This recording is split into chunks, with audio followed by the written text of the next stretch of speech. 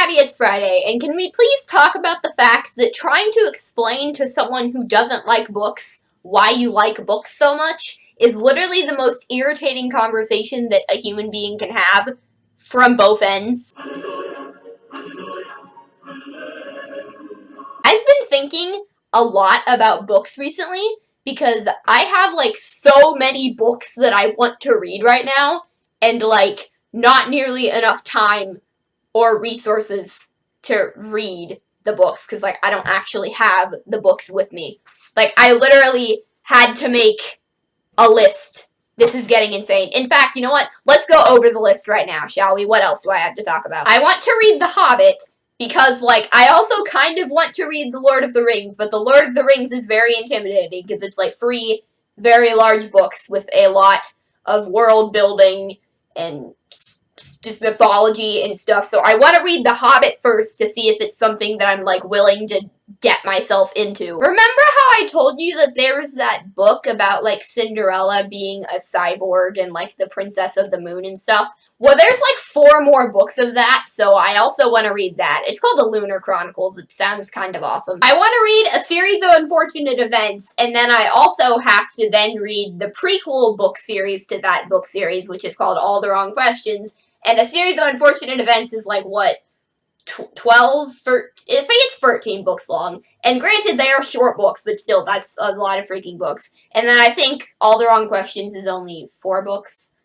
But still, they are short books, but that's still, it's just a lot of books. At some point, I do want to read Hitchhiker's Guide to the Galaxy, because quite frankly, it sounds like an amazing book series that I need in my life. I love the fact that it is called the Hitchhiker's Trilogy, even though it's 6 books long. That right there is enough to sell me on reading the series. Remember that book I was freaking out about last episode, Howl's Moving Castle? Well, I finished that, so now I want to read the sequel books. And on a side note, Howell Jenkins, or Howell Pendragon, whatever that dude's name is, he is literally the most entertaining fictional character that I have ever had the pleasure of reading about in my entire life. I suggest you read the books just to read about his antics. However, if I met him in real life, I would probably try and punch him in the face, but then fail to because he's a wizard. Also, today, while I was discussing this list with one of my friends, I was like, one thing I'd really like to read sometime when I don't have a bunch of books to read is, the original Sherlock books from, the 1800s. And then she's like, oh, I have those. So then I'm just like, well, screw the rest of these lists. Bring those to school on Monday. I would also really like to read Hank Green's new book that's coming out on September 19th. But the problem is, September 19th is precisely 12 days after my birthday.